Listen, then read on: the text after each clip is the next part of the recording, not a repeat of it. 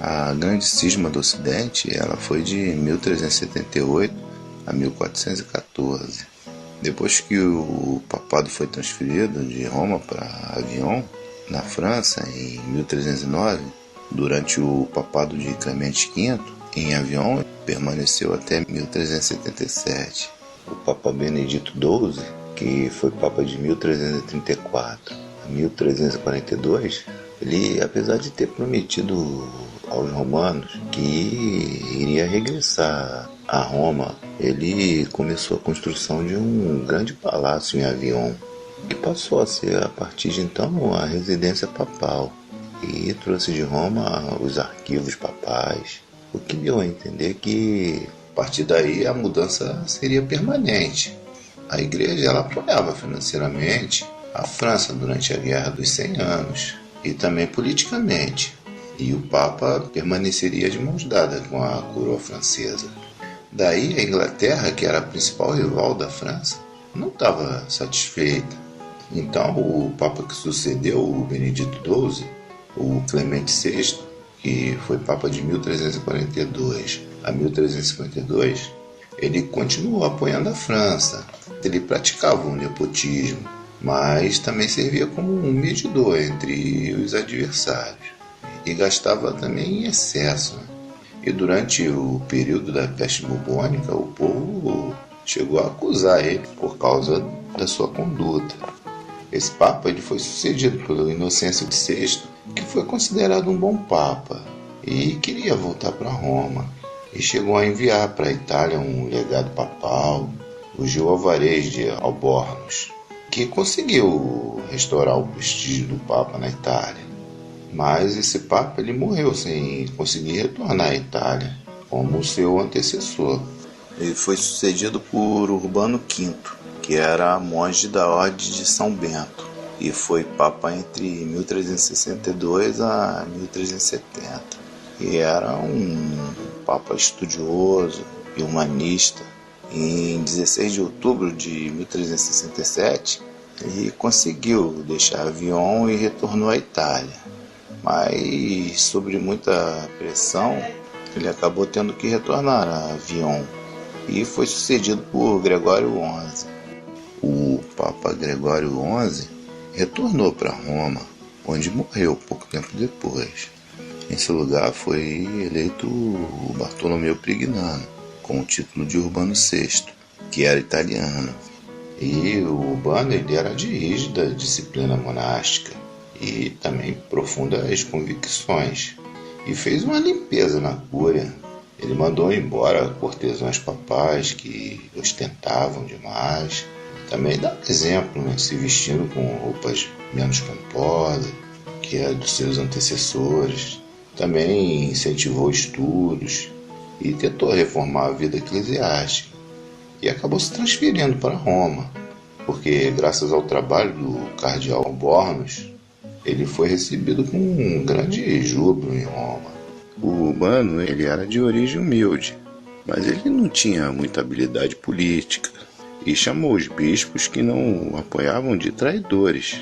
Acusou os bispos que tinham privilégios de simonia, e excomungou alguns, e também nomeou vários bispos italianos, o que enfraqueceu o bispado francês, e não queria restaurar a sede pontificial de Avignon. Contrariou os interesses de alguns bispos italianos e também franceses, e chegou a ser chamado de louco. E esses bispos passaram a conspirar com o apoio da rainha Joana de Nápoles e fizeram a campanha contra o Papa Urbano. Esses bispos eles acabaram anulando a sua eleição, e isso resultou em uma nova eleição com membros do Colégio de Cardeais em 20 de setembro de 1378, onde acabaram escolhendo Clemente VI como o novo Papa. E esse antipapa ele retornou a Avignon e tinha o apoio de algumas famílias reais europeias, além de Nápoles. E em contrapartida, a grande parte dos estados italianos e alemães, nem a Inglaterra, Flandres, apoiavam o Urbano. A França, a Espanha e a Escócia, elas apoiaram o antipapa. E isso acabou se tornando um incidente diplomático, dividindo não só a igreja, mas todo o continente europeu. E os papas, eles acabaram excomungando um ou outro. E também nomearam cardeais de acordo com a conveniência de cada um. E cada um administrou à sua maneira o seu respectivo pontífice. Clemente VI era um diplomata hábil, porém tinha uma mancha em seu currículo. Ele tinha se envolvido anteriormente em episódios sangrentos. O Clemente ele tentou se apoderar de Roma e se entrincheirou no castelo de Santo Ângelo, mas foi derrotado pelo Papa Urbano e retornou a Avignon. Durante esse período de disputas e guerras, os dois papas abusaram da simonia, com o intuito de arrecadar dinheiro para essa disputa. Com a morte do Urbano VI, o Papa Bonifácio IX o sucedeu em Roma, e com a morte do Clemente, o Bento XIII o sucedeu em Avignon. E houve uma série de tentativas sem resultado. E em 1398, o rei francês e seus aliados acabaram deixando de apoiar o Papa de Avignon. E o Gilfrey de Boucicaut ele sitiou Avignon. E o Papa ficou isolado, sem comunicação, em Avignon, até 1403. Mas o Papa de Avignon resistiu e mais tarde o rei Carlos VI voltou a apoiá-lo. E depois da morte do Bonifácio em Roma, assumiu o Inocêncio VII, que permaneceu no pontificado por 2 anos e foi sucedido por Gregório XII. Os dois papas chegaram a marcar de se reunir em 1407 em Savona, mas o Gregório não compareceu e acabou os dois papas perdendo o apoio.